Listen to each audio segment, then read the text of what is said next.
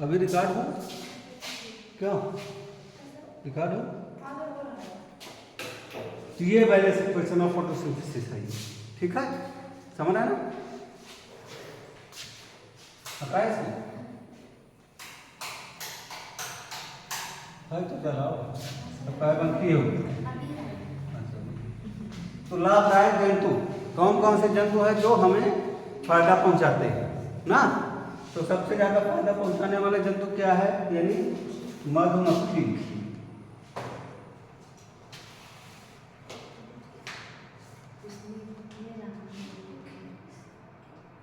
मधुमक्खी, अंग्रेजी में नाम क्या है इसका? हनी बी, ठीक है, एपिस इंडिका,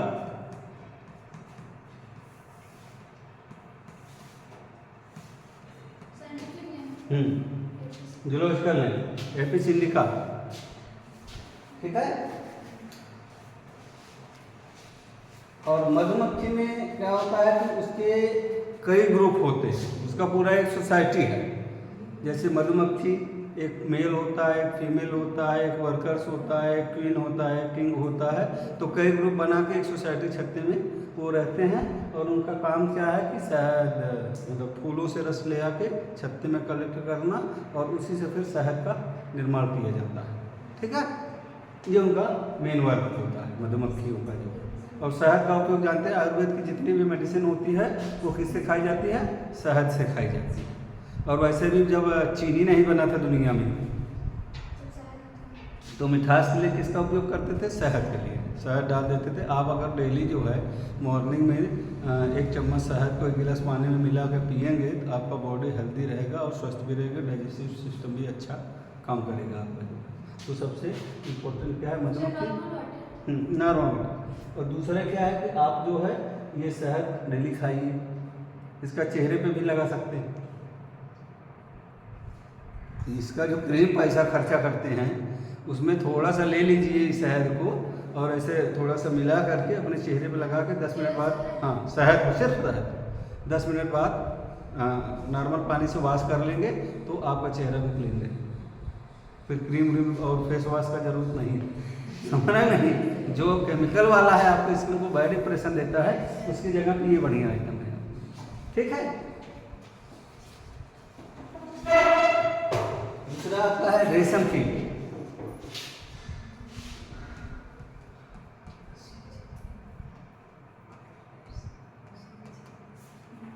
बोंगस मोलाई या सिल्क वर्म,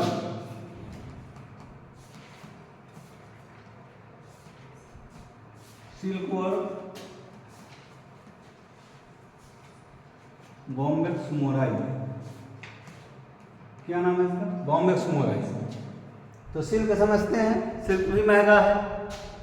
सिल्क का जो धागा है, रेशम का धागा, वो भी महंगा होता है। उसका उपयोग साड़ी बनाने में, क्योंकि भाई ज़्यादा कपड़ा महंगा पहनने का शौक औरतों को रहता है, समझा नहीं? उनका सबसे ज़्यादा अगर कपड़े का कोई चॉइस ज़्यादा करता है तो उन्हीं का रहता है। कम से कम चाहे 2-3 करोड़ का भी दे देंगे साड़ी तो कोनो ना कहेंगे भाई इतना महंगा काहे ले रहे हैं, कहें ठीक है बढ़िया है, समझ। ऐसे लोग पहनते हैं जिसको पैसा है, जिसको नहीं है वो 300 में काम चलाता है।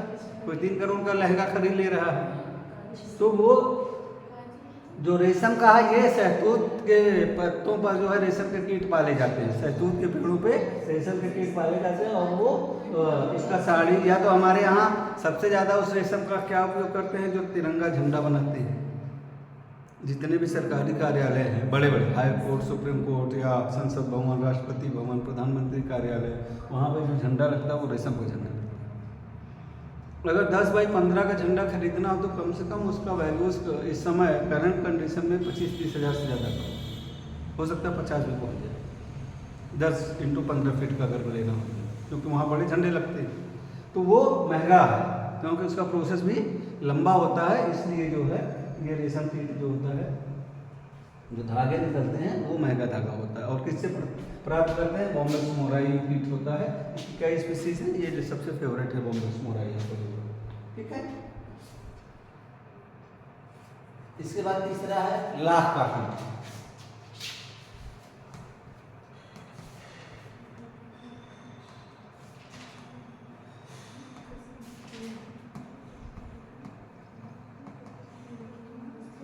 सैकड़िया लेखा।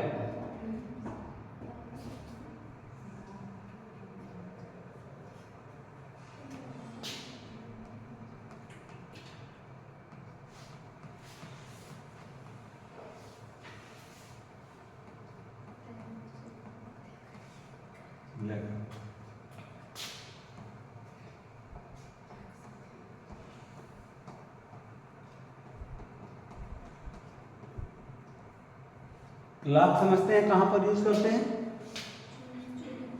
मतलब जो सरकारी फाइलें होती हैं उसको सील बनाने में, जैसे परीक्षा हो जाता है तो उसको सील करके लेके जाते हैं। यहाँ कुल बेईमानी करेंगे, रास्ता दिखाने के लिए बड़ा एकदम से मतलब उसको सील करके ले जाएंगे तो बड़ा ईमानदारी से पेपर कराए हैं कि चलो भाई इसका सील खोलना नहीं। ऐसे ही हर जगह ऑफिस का कार्यक्रम, तो वो सील बना के फिर अगर वो टूट जाएगा तो पता चल जाएगा, रास्ते में अगर कोई खोल लिया फिर चिपकाएगा तो पता चल जाएगा नहीं भाई ये तो कपड़ा पर। जितने भी एग्जाम्स के पेपर होंगे, कॉपी होगी, सब सील होकर जाती है, तो वहाँ इसका उपयोग लाख का करते हैं, जो लाख सील लगाने के लिए सबसे ज़्यादा उपयोग इसी का। इसी कलर का है, समझिए जैसे थोड़ा और ले लेकर उसको ऐसे एक तरफ लौ जलती रहे, दूसरी तरफ उसको गर्मा के फिर ऐसे सील लगा चिपका देगा दोनों पेपर, मतलब दोनों कागज को या पेपर। कापी पे नहीं लगाएंगे, जैसे सब कापी ले लिया उसको कपड़े में गठिया करके जो है गट्ठर बना करके फिर सील लगा देंगे, फिर आप रास्ते में खोल नहीं पाएंगे उसको मोड़ मार के। जैसे गांव में कपड़ा बेचने आते हैं ना, सारे कपड़ों को अंदर रख के फिर एक कपड़े में बांध कर तो सील लगा देगा, वही खुलेगा। जब कापी चेक होना होगा, जब कोडिंग होगी तब खुलेगा। तो वो सील बनाने में लाख का उपयोग किया जाता है। और पूरा नहीं निकाल सकते हैं, जैसे खोलेंगे तो पता चल जाएगा। हाँ खोलेंगे तो पता चल जाएगा ना, पूरा निकाल लेंगे तो फिर से नया कपड़ा लेके आएंगे, वहाँ टाइम भी है, कितना जल्दी आप तक 4 बार सील लगाएंगे, वो टाइम ऑर्डिनेशन लगता है ना, इतने समय हमको कॉपी चाहिए, तो बीच रास्ते पता चल जाएगा। या कहीं लिफाफा सरकारी कागज में भेजना होता है तब भी जो है लाख का वो जो है सील लगाते हैं, ये उसका उपयोग है। और सबसे इम्पोर्टेंट जो होता है आपका क्या है? केचुआ। केचुआ के समय भरमार है, कम खराब भी लगता है। कुछ लोग तो भाई उसका देख के मन खराब हो जाता है, हमारा भी खराब हो जाता है, समझ रहे नहीं? हाँ, अर्थवर्म फेरिटिमोपोस्ट्यूमा,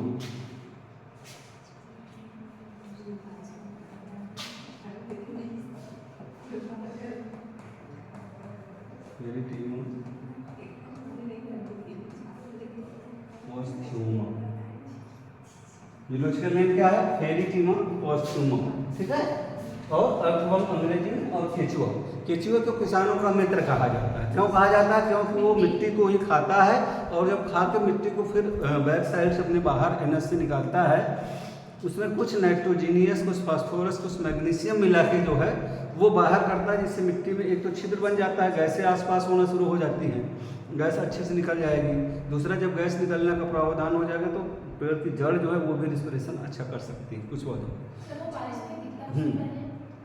उसके बाद एटमॉस्फेयर वो ज़्यादा ठंडी गर्मी सह नहीं पाएगा, ठंडी में क्या होगा वो नीचे चला जाएगा, मर जाएगा, वो 2 फीट नीचे चला जाता है केचुआ, और गर्मी भी उसको नहीं बर्दाश्त है क्योंकि उसकी बॉडी।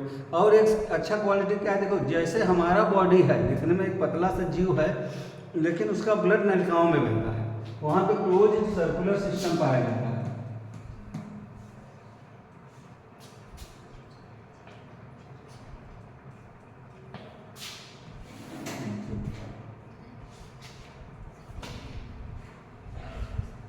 CCS, CCS का मतलब क्या? Close circular system. यानी सर्कुलेटरी सिस्टम क्या होता है? बंद नलिकाओं में धमनी और सिराएं पाई जाती हैं, वाया मतलब जो ऑक्सीजनेटेड ब्लड होता है वो धमनियों में बहता है और डीऑक्सीजनेटेड ब्लड वो सिराओं में बहता है।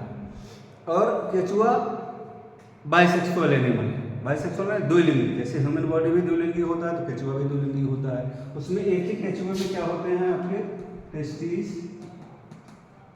ओवरी दोनों पाए जाते हैं, लेकिन रिप्रोडक्शन का प्रोसेस क्या है, चाहे तो उसका ही स्पर्म जाके दूसरे उसी ओवा में फर्टिलाइज हो जाए, लेकिन नहीं, 2 केचुए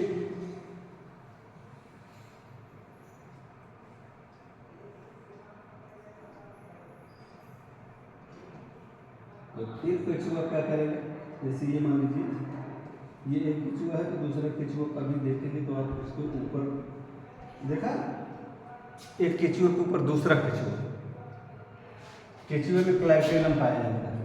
एक जगह पे देखो एक तरफ उसका मोटा रहेगा, ये देखा केचुए बीच में थोड़ा जिस तरफ उसका माउथ होगा थोड़ा सा मोटा दिखता है और रिंग रिंग दिखता है। उसी में क्या होते हैं, छिद्र बने होते हैं और इसमें से ये छिद्र किस काम में काम करते हैं, ये जो है स्पर्म को निकालते हैं और ओवा को अंदर ले जाते हैं। ठीक, क्या करेंगे, स्पर्म इसी से एक चीज से निकलेगा और दूसरे का उसी छिद्र से अंदर प्रवेश करा देंगे तो उनमें सेक्सुअल रिप्रोडक्शन पाया जाता है। कैसा रिप्रोडक्शन, सेक्सुअल रिप्रोडक्शन। अगर केचुआ का इतना शरीर काट दें यहाँ से केचुआ निकल जाए दूसरा, अगर क्लाइटेलम वाला भाग होगा तो नया केचुआ किया जाएगा। सेक्सुअल रिप्रोडक्शन और असेक्सुअल दोनों तरीके का रिप्रोडक्शन केचुए में पाया जाता है, बट क्लाइटेलम वाला भाग उसमें डाइजेस्टिव सिस्टम पाया जाता है, रिप्रोडक्टिव सिस्टम पाया जाता है, एक्सक्रीटरी सिस्टम पाया जाता है और सेंसरी सिस्टम पाया जाता है। केचुआ जा रहा है, एक डंडी उसके सामने लगाओ, केचुआ अपना साइड पर रखे ना, सेंसस पाया जाता है। केचुआ में अगर पूछते हैं केचुआ में आँख कितना होता है तो लगभग 4000 है, कितना 4000 आइस पाई जाती है। एक डंडी लगाएंगे तो 4000 डंडा देखिए, इसलिए तो उसको भाई डर और रहता है मरने का, अपना तुरंत ही वो डायरेक्शन क्या करेगा, वो बदल लेगा। जो है जैसे कॉकरोच फैमिलीज के होते हैं एनिमल्स, वहाँ का भी वही कीड़े मकोड़ों में जैसे मक्खी देख के ही अपना, अगर आप हाथ लगाना चाहेंगे तो मक्खी उड़ जाएगी, क्या उसके आँख में भी वही हाल है। हाँ, मतलब ये 4000 फिगर बनता है उसकी आइस में, जैसे हमारे रेटिना पे एक फिगर बनता है आपका, तो वहाँ पे अगर उसके पास 4000 फिगर बनेगा कम से कम, इसीलिए तो वो एक्टिव होता है ना। तुरंत ऐसे आपने हाथ नहीं किया तो वो निकल लिया जल्दी से, इंतजार नहीं करता कि दुश्मन आके हमको मारे तब हम निकलेंगे, वो नहीं करे, वो पहले ही इशारा समझ के वो बाहर चला जाता है। आर्थ्रोपोडा संघ के एनिमल, मैक्सिमम जो इंसेक्टा वर्ग के एनिमल है सब में ये कंडीशन पाया जाता है। तो ये केचुआ हमारा जो है किसानों का मित्र है, क्योंकि वो खेती यानी मिट्टी को खा खा करके उसमें नाइट्रोजनियस, फास्फोरस ये चीज़ें मिलाते हैं जिससे हमारी मिट्टी उपजाऊ हो जाती है। इसलिए वो हम जिस खेत में केचुए जाता हो उसमें खाद डालने की ज़रूरत कम पड़ेगा, जो ज़्यादा नहीं पड़ेगा। और अब तो हम लोग क्या करते हैं, ले जाके इंसेक्टिसाइड डाल देते हैं, कुल केचुआ मार देते हैं। कीट मारने के लिए और दवा, घास की दवा खत्म करने, घास को खत्म करने के लिए हम क्या करें, इंसेक्टिसाइड और वीडिसाइड डाल देंगे। वो हमारे जो लाभदायक जंतु हैं उसको भी खत्म कर देता है। तो हमको हर खेत में इंसेक्टिसाइड्स और पेस्टिसाइड नहीं डालना, उसकी जगह पे ऑर्गेनिक पेस्टिसाइड और ऑर्गेनिक इंसेक्टिसाइड डालेंगे तो हमारा खेत भी सुरक्षित रहेगा और जो लाभदायक जीव हैं वो भी सुरक्षित रहेंगे। पहली बात तो मिट्टी का जांच हर समय रेगुलर कराते रहेंगे तो हमारा खेत सुरक्षित रहेगा, हमारी पैदावार भी अच्छी होगी। ठीक है, तो ये महत्वपूर्ण कुछ ब्लॉक में कृषि लैब बने हुए हैं, इफ्को के अंदर भी लैब बना हुआ है। तो आप अपना मिट्टी का जांच कराना, जैसे इतना बड़ा आपका खेत है तो क्या करेंगे, चारों कोनों से मतलब 5-5 फीट अंदर, 4 कोनों से 5 फीट अंदर और एक बीच में 6 फीट का मिट्टी उठा लीजिए, 6 इंच का मिट्टी को हटा करके और सब मिट्टी को क्या करेंगे, एक 5 थैलों में अलग अलग थोड़ा थोड़ा भर के ले जाइए, लैब में पहुँचाइए। वो 15-20 दिन में आपको जाँच कर देगा, पैसा नहीं लगता उसका, फ्री जाँच। तो कौन से पोषक तत्व की कमी आपकी मिट्टी में है वो बता के पर्ची में आपको व्हाट्सएप मैसेज आ जाएगा। फिर दोबारा नहीं जाना है कि आप जाएंगे बार बार दौड़ के अपना सैंपल लेने, जैसे यहाँ हम लोग जाते हैं अपना जांच कराने, वो आपके मोबाइल नंबर पे ही आपको मैसेज आ जाएगा कि आपके किस मिट्टी में कितना कमी है। क्या डालना है वो बताएंगे? हाँ, जब बता देंगे आपके मिट्टी में जो है फास्फोरस की कमी तो आप फास्फोरस डालिए। गांव वाले क्या करेंगे, 300 बढ़िया यूरिया ले आकर धड़ाधड़ बस वही डाल देंगे।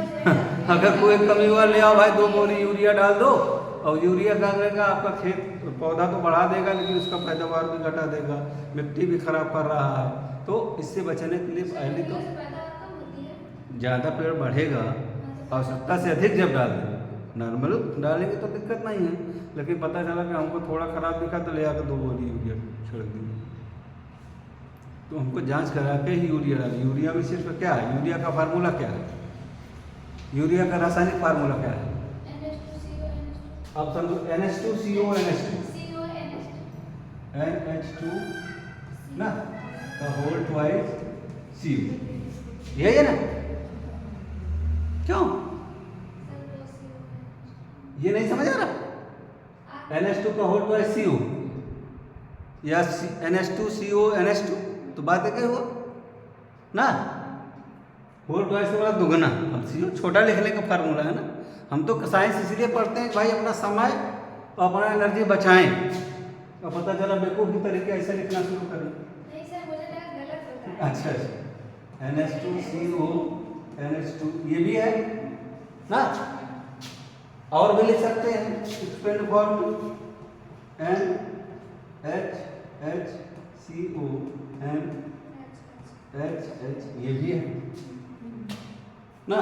तो इतना लंबा काहे लिखे भाई, वही ना लिखिए आराम से, हमको फायदा मिला। हमारा शॉर्ट फॉर्म में काम कैसे चलता है ना।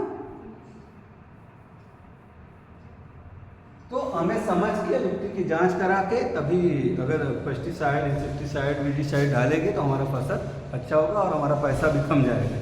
ये हमारे समझ में आता है। तो ये हमारे लाभदायक कीट मधुमक्खी, रेशम कीट, लाभ का कीट, केंचुआ इंपॉर्टेंट है ना।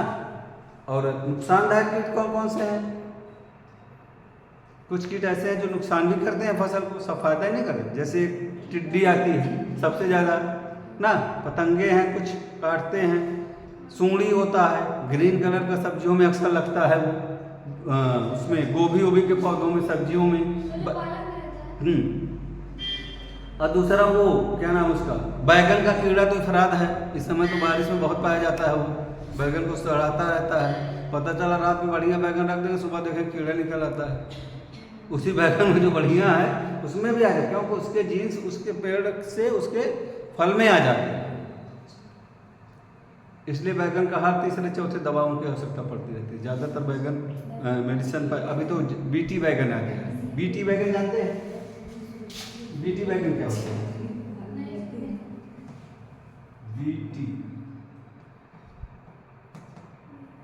ब्रिंजल, बीटी का मतलब होता है बैसिलस थ्यूरीजेनेसिस।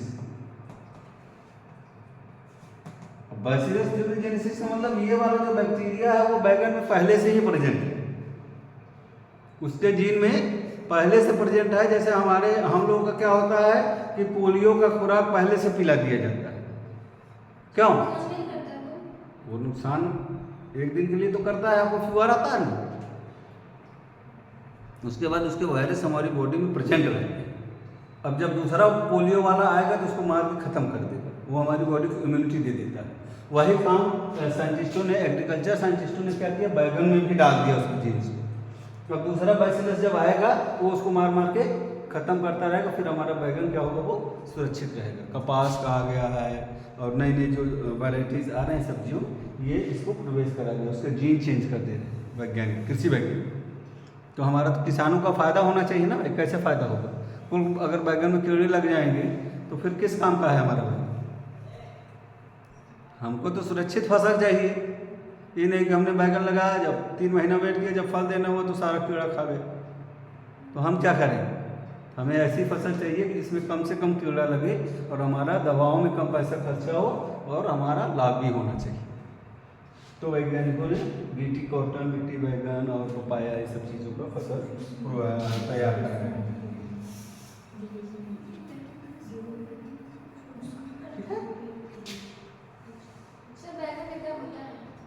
बैगन पौष्टिकता के आधार है, पौष्टिक के आधार पर बैगन का बात करें। अच्छा, मतलब उसको खाने से क्या फायदे हैं? उसमें देखिए एक प्रकार से आप अगर मानेंगे कोनो पौष्टिक नहीं है बैगन, समझ रहे नहीं? जो आपका बैगन है वो बहुत पौष्टिक नहीं होता है, सिर्फ उसमें कुछ कैल्शियम और मैग्नीशियम पाई जाती है। हाँ, उसमें छिलका तो बहुत खराब है, जल्दी डाइजेस्ट नहीं होता है पहली बात तो, और थोड़ा सा दवाएं इतना उसमें यूज़ कर रहते हैं किसान कि वो जो इंसेक्टिसाइड हमारी बॉडी में जाके भी नुकसान करता है, गर्म रखता है। तो अगर कभी खाइए, मान लीजिए आपको मन करता है तो उसका पहले छिलका निकाल बाहर करिए। और ज़्यादातर लोग गांव वाले क्या करेंगे, ले यहाँ पानी 2 बार धोए, काट के सब बना दिए जो समझ नहीं, उसको भी कहेंगे छिलका भी अच्छा है, ले भाई सब मिलाओ ना, तो छिलके निकाल देंगे कुछ कम हो जाएगा, कुछ कम हो जाएगा, बट उसका असर रहेगा। हाँ, वो बहुत ज़्यादा आपको बेनिफिटेड नहीं करता है। तो ये बैगन का सब्जी कोई काम का नहीं है, एक प्रकार की सब्जी सिर्फ। बिना दवा के तैयार हो जैसे अभी ठंडी वाला बैगन जो आता है वो कुछ अच्छा है, कम दवाएं रहती हैं। आजकल जो बैगन लगे हैं उसमें तो दवा हर तीसरे दिन चाहिए उसमें। हाँ, दवा से ही वो मिल पाए। हाँ हाँ, वो ठीक, जिसमें कम से कम दवाएं डालेंगे वो बढ़िया होगा। अब हेडिंग बनाइएगा, मानव जीवन के लिए उपयोगी पादप एवं उनके उत्पाद, ठीक है।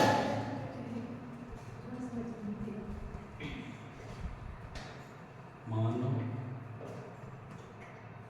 जीवन के लिए उपयोगी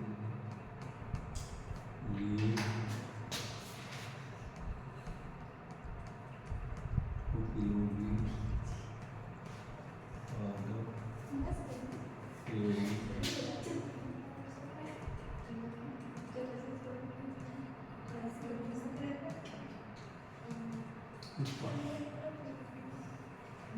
ठीक है। तो मानव जीवन के लिए उपयोगी पादप एवं उनके उत्पाद, माने पौधा तो सबसे ज्यादा हमारे लिए आवश्यक है भाई। बिना पौधे का सनलाइट यानी कि फोटोसिंथेसिस नहीं होगा, फोटोसिंथेसिस नहीं होगा ना तो ग्लूकोज बनेगा और ना ही ऑक्सीजन निकलेगा। तो ये तो पहली आवश्यकता है हमारे खाने का, और हमारे सांस लेने का इंतजाम कौन करता है? हरा पौधा करता है ना। हरा पौधा कैसे करता है अभी आपने देखा, in the process of photosynthesis. Photosynthesis क्या फोटोसिंथेसिस है? 6CO2 plus 12H2O। अब हम सनलाइट को H म्यू भी लिख सकते हैं, बड़ा लंबा या सनलाइट लिखने का जरूरत नहीं है, H म्यू या UV रेज भी लिख सकते हैं ना। इधर तो भाई लिखना है क्लोरोफिल, क्या बनाएगा? H म्यू माने सनलाइट। हाँ,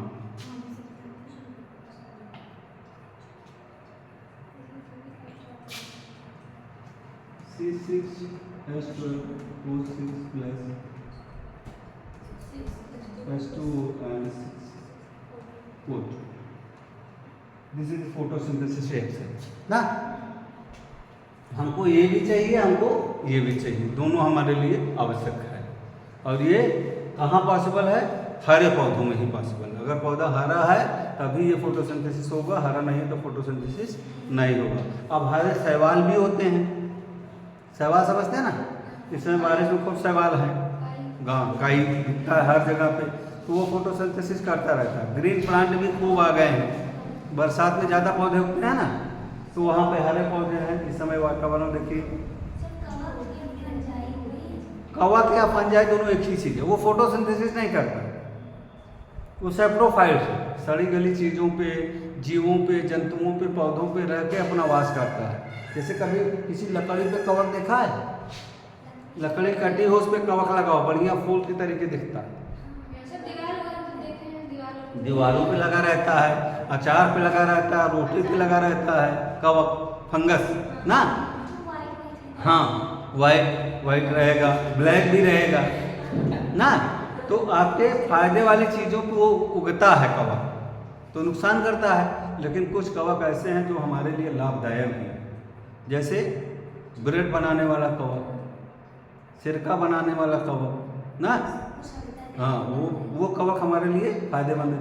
कुकुरमुत्ता आजकल बड़ा डिमांड है उसका। सर, ब्रेड बनाने वाला कवक उपयोगी होता है तो ब्रेड नुकसान क्यों करता है? ब्रेड नुकसान इसलिए करता है कि वो आटे को और महीन कर देता है, समझ रहे? मैदा तो वैसे पतला है, वो भी नुकसानदायक है। अब मैदे से भी पतला वो कर देगा भाई, उसकी बॉडी में जब जाता है तो उसको क्या करे, एकदम उसका एकदम महीन कणों में डिवाइड कर देगा। क्यों कर देगा? कि उसके अंदर और कार्बन डाइऑक्साइड घुस जाए, इससे वो फूल जाए गर्म करने पर। नहीं, फंगस, कवक, ईस्ट, क्या नाम है उसका? ईस्ट या अमीन ले जाते हैं ना पाव रोटी बनाने वाले। और ये जो शादी विवाह में रोटी मोटी वाली बनती है, क्या बोलते हैं उसको? तंदूरी रोटी वाले ले जाते हैं, पहले आटा उसमें भिगोते हैं, फिर उसको तैयार करते हैं ना। वो भिगोने से मतलब वो 3-4 घंटे में आटे को खा के निकाल देगा वो अपने पेट से। हम लोग फिर उसको खा लेंगे, समझ रहे ना। तो खाने से इसका फ़ायदा क्या है? फ़ायदा तो कुछ नहीं है, मान के चलिए कि सिर्फ टेस्ट बढ़ाता है वो। तो ये बोले कि भाई बड़ा अच्छा है।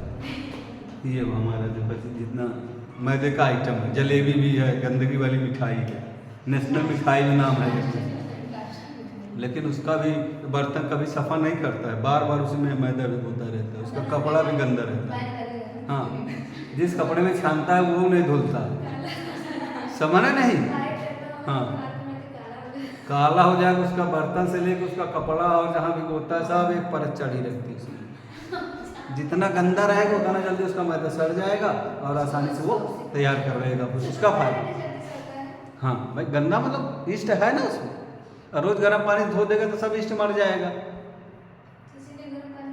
इसीलिए धोता ही नहीं। गर्म क्या ठंडा क्या उसमें, वो धोएगा क्यों भाई? वो तो ऐसे ले जाएगा, रख देगा, फिर ले आके कल उसे में मैदा भिगो देगा शाम को। तो ये ईस्ट है, ठीक है, समझ रहे ना। लाभदायक में सबसे पहले जो हमारे लिए क्या क्या पौधे दे सकते हैं, सर्वप्रथम हमारा भोजन क्या दे सकता है? भोजन दे सकता है, वस्त्र दे सकता है, मतलब देता है, दे नहीं सकता, उसमें सकना नहीं है, देता है। भोजन, दूध, हाँ ये जानवर दे देते हैं, ईंधन,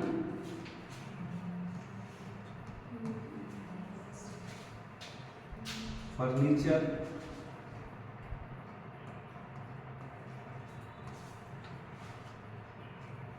दवा,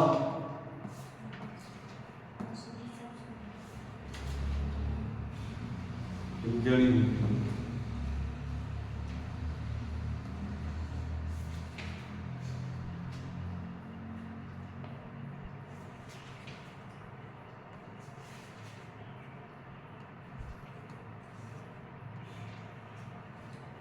भोजन समझते हैं सभी हरे पौधे हमारे लिए, फल, सब्जियां, अनाज जो भी उगाते हैं, हरे पौधे उगाते हैं।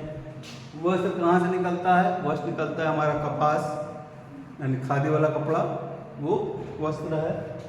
दूध, गाय वाला जो खाती है गाय हरे चारे को, तो दूध निकल आएगा।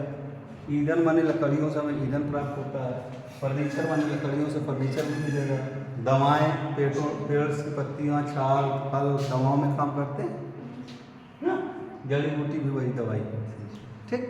सर्प काटने पर बताओ, एक छोटा सा पौधा है सर्प गंदा, उसका पिला देगा, पत्ती, जड़, सब काम की उसकी, अगर वो सही समझ में। पौधा है सर्पगंधा, हाँ, जो सर्प काटता है उसको पिलाते हैं। कुछ और पौधे हैं जो आयुर्वेद का जानकार है, वो पिला देगा, अगर वो दवाई उसका रस पेट में चला जाएगा तो सर्प का विष वो खत्म करता है।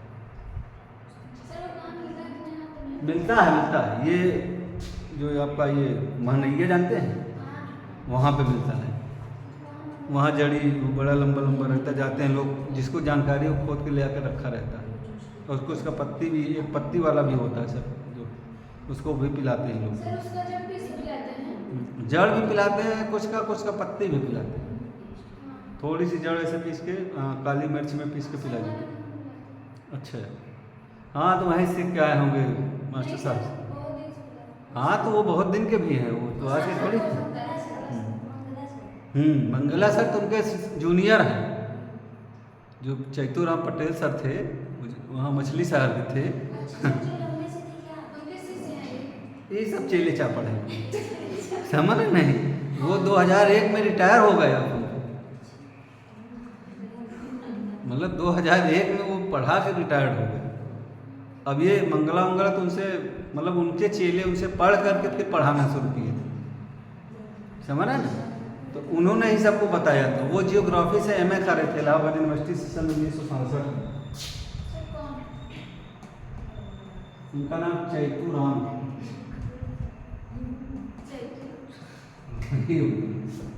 अरे पढ़ाते नहीं, वो तो दूसरे थे संस्कृत, वो सब अब नहीं है, वो सब गायब हो गए, मतलब अभी है नहीं वो सब। हाँ मंगला मंगला तो उनके चेले हैं।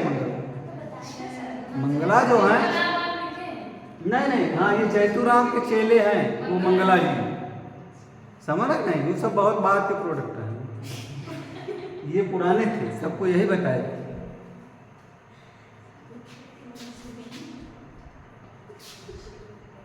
और समझो 1967 में जो MA करा हुआ इलाहाबाद यूनिवर्सिटी से, कितने का हम तुम लोग तो माँ बाप ही न पैदा हुए हो। 1967 हो सकता 70-75 वाले हो, हाँ दादा उदा के जमाने के थे, तो पुराने थे ना, वो जानकार अच्छे थे, मतलब आयुर्वेद के अच्छे जानकार थे, वो पढ़ाते थे। समझो 1967 में MA कर चुके हैं जो, MA करे और तुरंत ही टीचर हो गए, क्योंकि पहले परीक्षा नहीं होता था, पहले मैनेजर जिसको बुला दिया हो गया भाई, MA नहीं इंटर ही पास पढ़ाना शुरू कर देते, बस BA करके किसी तरीके से इधर उधर में OLT का गए, 1 महीना का ट्रेनिंग कर लिए, हो गए टीचर। आज के तरीके 14 बार एग्जाम नहीं देना है, और तब भी नहीं होना है, उसके बाद पढ़ लिख लीजिए, फिर लखनऊ पीको गार्डन में डंडा खाने के लिए तैयार रहे। अभी धरना प्रदर्शन चल रहा है 69,000 वाला, तो ये ऐसा टाइम नहीं था उस ज़माने में, जो भी मेहनत से पढ़ाई करता था वो सब बन जाते थे कुछ न कुछ। आज कंपटीशन ज़्यादा है, पॉपुलेशन नंबर ज़्यादा है, और सरकार का लापरवाही वाला रवैया है। अभी सरकार को क्या करना चाहिए, जितने लोग कॉलेज बनवा लें सबको ग्रांट पे ले लेते थे, सरकारें पैसा देती थी, लेकिन अभी सरकार एजुकेशन पे नो अमाउंट, तो कहाँ बनाएगा, हाईवे बनाएगा,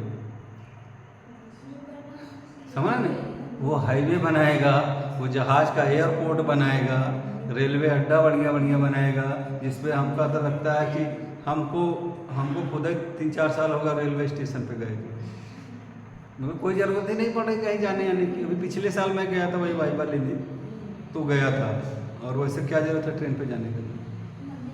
हाँ मंदिर तो भाई, पहली प्राथमिकता मंदिर, जिस देश में अनपढ़ लोग होंगे उस देश में अव्यवस्था ही रहेगी, क्योंकि एक ही आदमी सबको डील करेगा ना। कॉलेज में तो भाई 60-70 लोगों का काम लग जाएगा, अगर ये डिग्री कॉलेज अच्छा से चले तो भी 60-70 लोग यहाँ लग सकते हैं। 2-3 हज़ार बच्चे आ जाएं, जितना पढ़ते हैं उतना ही आ जाएं, तो अभी पता चला कि कमरा जो बना है दिख रहा है सब खाली है ना, सब में कम पड़ जाएंगे, बनने दीजिए क्या उसका कोई दिक्कत थोड़ी नहीं। तो ये हमारा लाभदायक है, क्या लाभदायक है, ये भोजन, वस्त्र, दूध, ईंधन, फर्नीचर, दवा, जड़ी बूटी। तो सबसे पहले भोजन के रूप ना, भोजन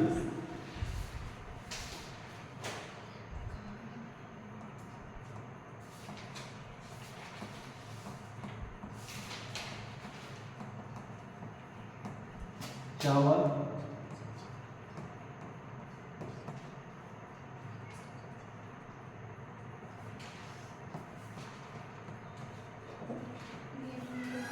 गेहूं, मक्का, जौ,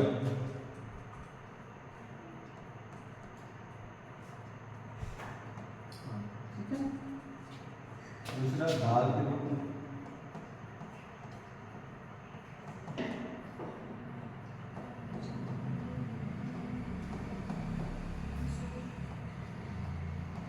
अरहर, मटर,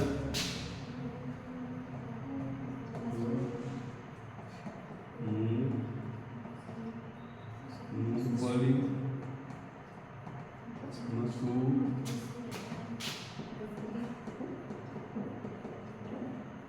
सोयाबीन, ठीक है। सर कौन सी दाल आता है? हाँ,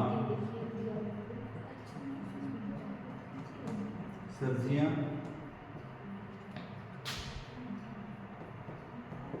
आलू, सर सोयाबीन तो सब्जी में आता है ना? दाल, पालक,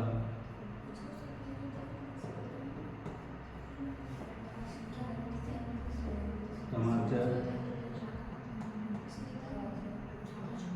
गोभी,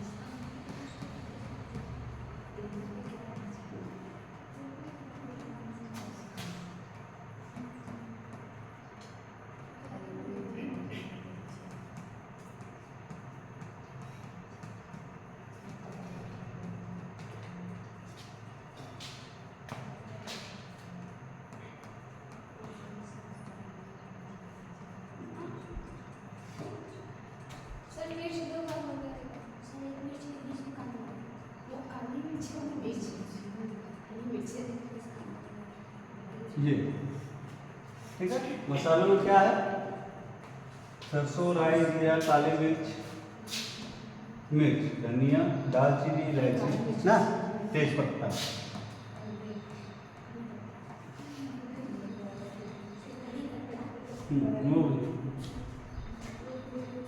तो भोजन के रूप में चावल, गेहूँ, मक्का, जौ। दालों के रूप में मटर, अरहर, उड़द, मूंग, मसूर, सोयाबीन। सब्जियों में आलू, पालक, टमाटर, गोभी, करेला। फल में आम, अंगूर, पपीता, सेब, अनार, ठीक है।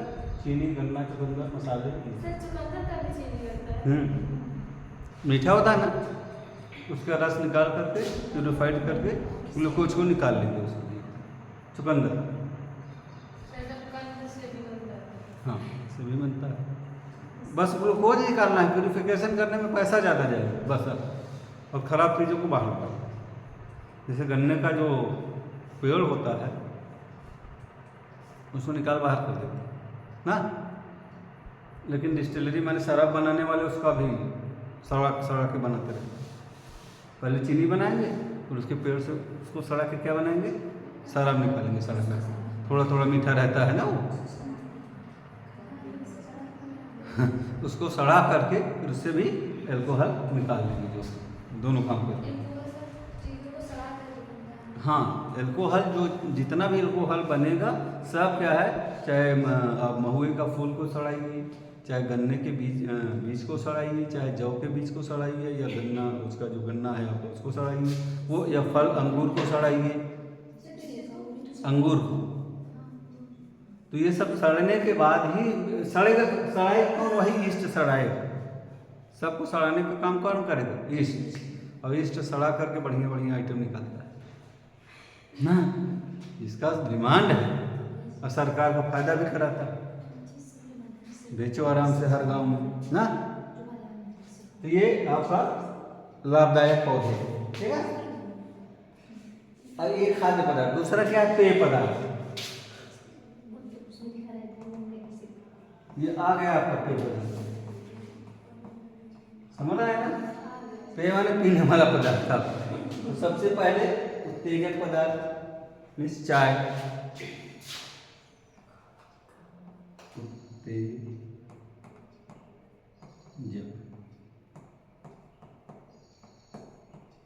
चाय पी के भी मजा मारते हैं लोग ना। चाय, कॉफी,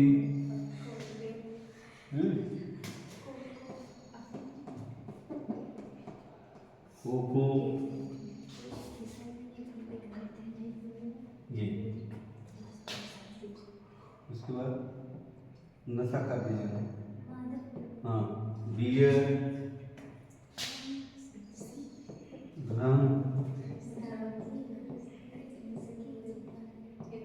विस्की ना।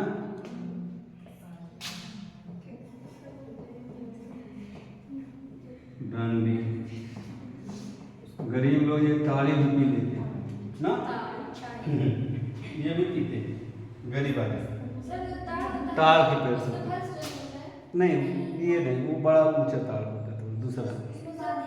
हाँ, बांध के एक उसमें मिट्टी का बर्तन बांधे रखेंगे और ऐसे तलवार से मार देंगे तो रात भर में रस निकलेगा। सुबह जाके छानना का है, वैसे पी डालते हैं। जो ज़्यादा प्रोफेशनल नहीं है वो गए और उनको पीने का जब दिया तो कपड़ा लेके छानने जा रहे हैं, निकाले अपना बोतल में भरा और पी के फुर्सत कर दिए। तो ये पेय पदार्थ। उत्तेजक पदार्थ में कौन कौन से, चाय, कॉफी, कोको और बियर, रम, विस्की, ताड़ी, मादक पदार्थ ना। रेशे वाले पौधे कौन कौन से हैं, जिनसे हमें रेशा मिलता है, आपको बताएगा।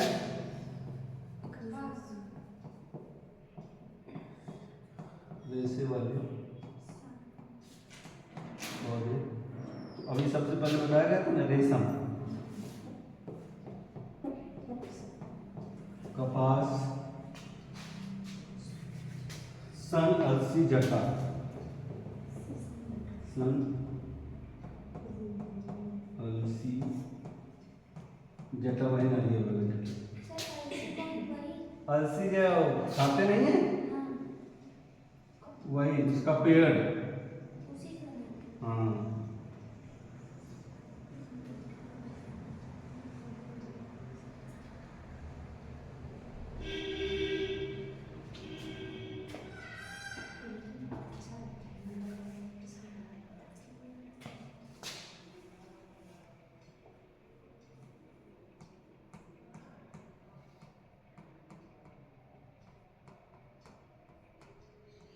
ये सबसे ज़्यादा औषधि ना, एकोनाइट।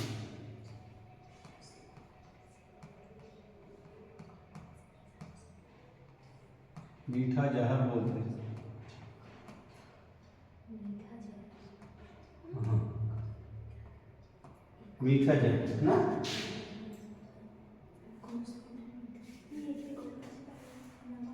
ये किससे प्राप्त होता है? निप्लिस एकोनाइट के पौधे से मिलता है।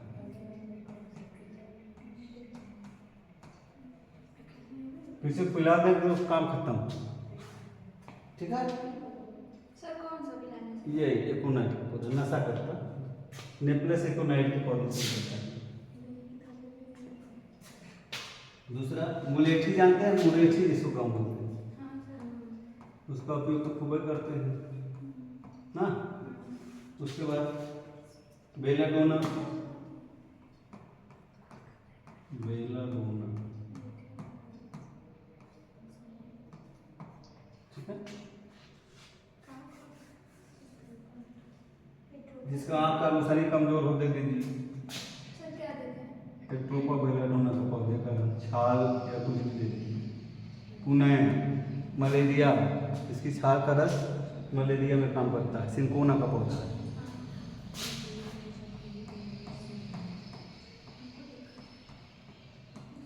सिंकोना, ठीक है। अगर आपसे पूछा जाए मुलेठी का बॉटनिकल नेम क्या है तो क्या बताएंगे? बता लेंगे? ग्लाइसेरिया रेजर ना, एफेड्रिन,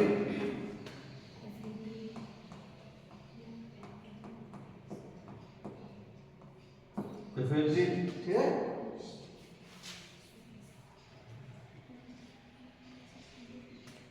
अशोकारिस्ट, ये जो पौधा आपका अशोक का पौधा लंबा लंबा दिख रहा है, ये वहाँ ग्राउंड में जो लगा है, इसकी छाल को गर्म करके पीजिए, छान करके या इसकी पत्ती को, तो बॉडी में इम्यूनिटी सिस्टम मजबूत करता है। सर अशोकारिस्ट का हाँ, अशोक, ये जो अशोक, जो लंबा लंबा होता है। हाँ, इसकी छाल को निकाल निकाल के खूब बढ़िया से पीस लीजिए, फिर पानी उबाल करके पी जाइए एक गिलास सुबह खाली पेट। इम्यूनिटी मजबूत करेगा वो। लेकिन इतना काम कौन करेगा, एक दवाई लेके खा लेगी। इतना परेशानी कौन झेल के ले आए, फिर पीसे उस करे। यही तो आयुर्वेद में समस्या है ना। समस्या क्या है? लॉन्ग टाइम पीरियड का काम है, मेहनत करेंगे तभी मिलेगा। और मेडिकल वाले क्या करेंगे भाई, वो रखे हैं बढ़िया सजा उजा के कांच में, आप गए भैया दवाई दे दे, तुरंत पैसा दिया लेके चले, असर में जल्दी सर कर। सर जो पैसा नहीं लगता है ना इसलिए। जो पैसा नहीं लगेगा वो महंगा मिलेगा, मतलब मेहनत से मिलेगा। जो जिसमें पैसा लगेगा वो तुरंत मिल जाएगा। तो पैसा कमाने में मेहनत लगता है ना, वही आदमी समझ जाए यार इतना पैसा कमाने में मेहनत कर रहे हैं, बल्कि यही में मेहनत करके फ्री काम कर लेते हैं। आयुर्वेद में ये फायदा है आपको, ठीक है। ये हो गया। कुछ कवक हैं हमारे पास, कवकों से क्या निकलता है? प्रतिजैविक। अभी टाइम कितना हो गया? आज मोबाइल नहीं 35। हाँ, इंसुलिन, स्टेप 2 35 हो गया। स्ट्रेप्टोमाइसिन,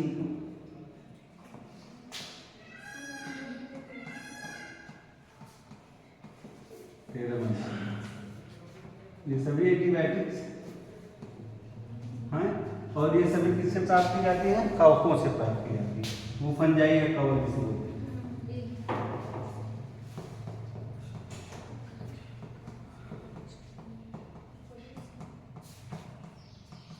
हैं।